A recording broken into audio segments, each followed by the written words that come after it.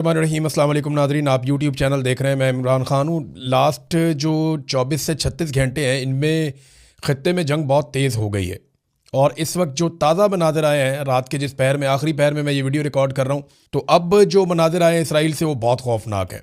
Iran ने अब तक का सबसे बड़ा फ़िज़ाई हमला किया है इसराइल के ऊपर, और यानी इस हमले को आप ये कह सकते हैं कि शायद शुरू के दिनों में जब इसराइल का एयर डिफेंस सिस्टम ठीक से काम कर रहा था, उस वक्त शायद इस लेवल का हमला किया गया हो जितना बड़ा हमला अब किया गया है। इससे पहले इसराइल की ज़मीन से मिसाइल इस तरह नहीं टकराते थे जैसे अब टकरा रहे हैं। जिस तरीके से क्लस्टर बम गिर रहे हैं, जिस तरीके से मिसाइल टकरा रहे हैं, बहुत बड़ा नुकसान हुआ इसराइल का।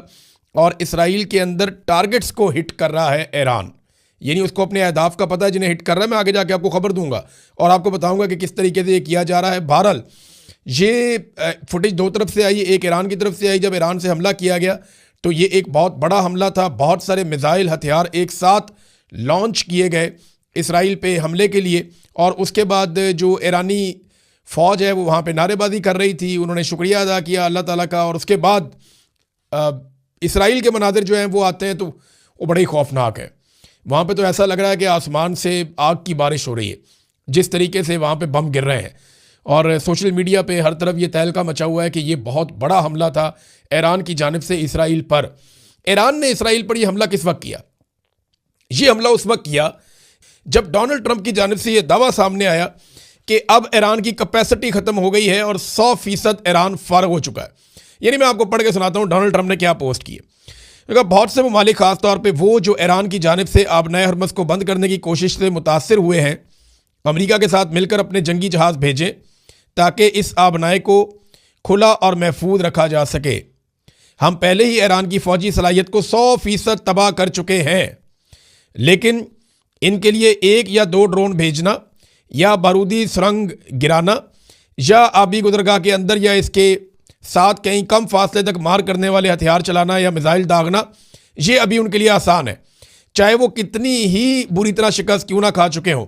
उम्मीद है कि चीन, फ्रांस, जापान, जनूबी कोरिया और बरतानिया, दीगर ममालिक जो इस मसनूई रुकावट से मुतासर हैं, इस इलाके में अपने बहरी जहाज़ भेजेंगे ताकि आबनाए हुर्मुज़ को अब ऐसी कौम से कोई ख़तरा ना रहे जिसे मुकम्मल तौर पे मफलूज कर दिया गया है। इस दौरान अमरीका साहिली पट्टी पर शदीद बमबारी जारी रखेगा और मुसलसल ईरानी कश्तियों और जहाज़ों को पानी में डबोता रहेगा। किसी न किसी तरह हम जल्द ही आबनाए हुर्मुज़ को खुला और महफूज और आज़ाद करवा लेंगे, ये डोनाल्ड ट्रंप ने कहा। देखिए, एक तरफ दावा क्या है, एक ही स्टेटमेंट दिया डोनाल्ड ट्रंप ने, उसमें 2 अलग अलग बातें हैं। यानी एक पोस्ट है, उसमें एक तरफ ये कह रहे हैं कि 100% ईरान तबाह हो गया, और दूसरी जानिब उसी पोस्ट के अंदर डोनाल्ड ट्रंप मदद मांग रहे हैं चीन से, फ्रांस से, जापान से, जनूबी कोरिया से और बरतानिया से। यानी अगर ईरान 100% तबाह हो गया है तो फिर तो अमेरिका के लिए कोई बड़ी डील नहीं होनी चाहिए। अमेरिकन तो बहुत बड़ी फौज है, बहुत तगड़े लोग हैं, दुनिया में सुपर पावर का इनके पास स्टेटस है, तो बड़े आराम से ये ईरान को टैकल कर सकते हैं अगर तो 100% तबाह कर लिया है तो एक तरफ डोनाल्ड ट्रंप कहते हैं 100% तबाह कर लिया, और दूसरी तरफ वो इन ममालिक से मदद मांगते हैं। थोड़ा सा इन ममालिक के बारे में आपको बताता हूँ। फ्रांस के 10 जहाज़ रिपोर्ट हुए कि फ्रांस के 10 जहाज़ों का एक फ्लीट निकला और वो जा रहा है जनाब आबनाए हुर्मुज़ की जानिब।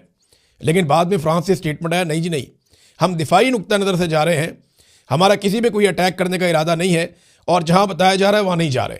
तो एक तो फ्रांस ने इसके ऊपर बता दिया कि उनके जहाज़ इस मकसद के लिए नहीं निकले। दूसरा, बरतानिया के अंदर बहुत सख्त रद्द अमल है, बहुत सख्त रद्द अमल है, और बरतानवी हुकूमत को यहाँ की अपोजिशन ने और अवाम ने रद्द अमल की वजह से रोका हुआ है जंग में जाने से। और बरतानवी वज़ीर-ए-आज़म कह चुके हैं कि जो हमारे साथ पहले इराक में हुआ है, हम उन तजर्बात की रोशनी में इस लड़ाई में नहीं उतरना चाहते।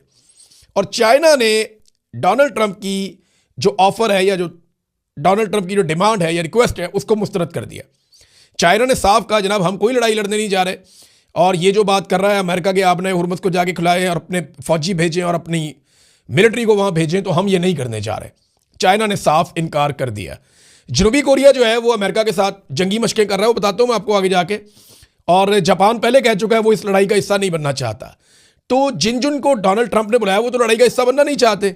डोनाल्ड ट्रंप मदद मांग रहा है दुनिया से, क्योंकि ऐसा लगता है कि डोनाल्ड ट्रंप जंग हार रहा है दोनों महाजों पे। एक तो अमेरिका के अंदर बयानिया की जंग हार रहा है, कोई भी इस लड़ाई को पसंद नहीं कर रहा। डोनाल्ड ट्रंप के अपने चंद साथियों के अलावा इस लड़ाई को सपोर्ट नहीं मिल रही है अमेरिका के अंदर से। और अब वो ये चाहता है कि दुनिया के अहम तरीन ममालिक अमेरिका के साथ खड़े हों ताकि अमेरिका के अंदर भी इस जंग की सपोर्ट पैदा की जा सके। तो ट्रंप अकेला रह गया, नेतन्याहू गायब हो गया। अब बयानियां बनाने वाला कोई है नहीं। अमेरिकन ये समझते हैं कि ये एप्स्टीन फाइल से जान छुड़ाने के लिए जो गंद आ रहा था डोनाल्ड ट्रंप के ऊपर, उससे जान छुड़ाने के लिए उन्होंने ये अटैक कर दिया और अब वो तवज्जो हटाना चाहते हैं। लेकिन ये मामला उल्टा गले पड़ गया और ये डोनाल्ड ट्रंप ने अपने गले में खुद डाला। डोनाल्ड ट्रंप का एक और स्टेटमेंट है, वो भी यहां पे आप ले लें। एक तो जिन ममालिक को कहा वो तो ऑलरेडी इनकार कर चुके हैं। अमेरिका ने ईरान को अस्करी, मुआशी और दूसरे लिहाज से शिकस्त दे दी है और इसे मुकम्मल तौर पर तबाह कर दिया है। लेकिन दुनिया के वो ममालिक जो यहां से तेल हासिल करते हैं, उन्हें इस गुजरगाह की खुद हिफाजत करनी चाहिए और हम उनकी मदद करेंगे और बहुत ज़्यादा मदद करेंगे। अमेरिका इन ममालिक के साथ हमआहंगी पैदा करेगा ताकि हर काम तेज़ी से, आसानी से और बेहतर तरीके से अंजाम पाए। ये हमेशा से एक टीम वर्क होना चाहिए था और अब ये ऐसा ही होगा। ये दुनिया को हमआहंगी, सलामती और पायदार अमन की तरफ इकट्ठा करेगा। डोनाल्ड ट्रंप ने यह कहा। देखिए, डोनाल्ड ट्रंप बार बार दुनिया को बुला रहा है कि आओ मेरे साथ मिलकर ईरान पे हमला करो। तो मैं अब नहीं कर पा रहा, मेरे से नहीं हो रहा, ये ऐसा दिखाई देता है। दूसरी जानिब जो ईरानी स्टेटमेंट है ना, ये अब्बास अराकची जो ईरानी वज़ीर ख़ारजा हैं, उनका स्टेटमेंट आप देखें। उन्होंने कहा कि अमेरिका की जी सिक्योरिटी अम्ब्रेला जैसे वो आयरन डूम बना हुआ है उसके ऊपर, इसराइल के ऊपर, जिस सिक्योरिटी अम्ब्रेला का बहुत चर्चा किया जाता था, बड़ी तारीफें होती थी, वो सुराखों से भरी हुई छतरी साबित हुई और मुसीबत को रोकने के बजाय मुसीबत को दावत दे रही है। अमेरिका अब दूसरों से, यहां तक कि चीन से भी भीख मांग रहा है कि वो आबनाए हुर्मुज़ को महफूज बनाने में उसकी मदद करें। ये आगे से ताने आ रहे हैं ईरान की जानिब से। ईरान अपने बरादर पड़ोसी ममालिक से मुतालबा करता है कि वो गैर मुल्की जारहियत पसंदों को निकाल बाहर करें, ख़ास तौर पर इसलिए कि इन गैर मुल्कियों की वाहिद फ़िक्र सिर्फ इसराइल है और उसके अलावा कुछ नहीं है।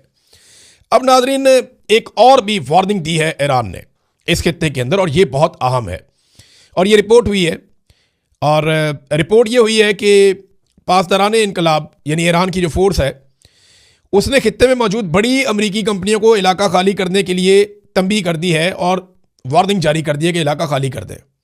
और साथ में एक लिस्ट जारी की है जिसमें उन कंपनियों के नाम है और साथ में वो इलाके लिखे हुए हैं, उनके एड्रेस लिखे हुए, यहाँ पे कंपनियाँ में पता है हम इन्हें मार सकते हैं, फ़ौरन खाली करो इसको। तो जो उन्होंने नाम लिए हैं, उन्होंने कहा जी हम अमरीकी हुकूमत को तंबीह करते हैं कि वो खित्ते से तमाम अमरीकी सनतों को निकाल ले। हम इन सनती कारखानों के करीब रहने वाले लोगों से जिनमें अमरीकियों के शेयर हैं, दरख्वास्त करते हैं कि वो इन इलाकों को छोड़ दें ताकि इन्हें कोई नुकसान ना पहुंचे। पासदारान इनकलाब की जानिब से जारी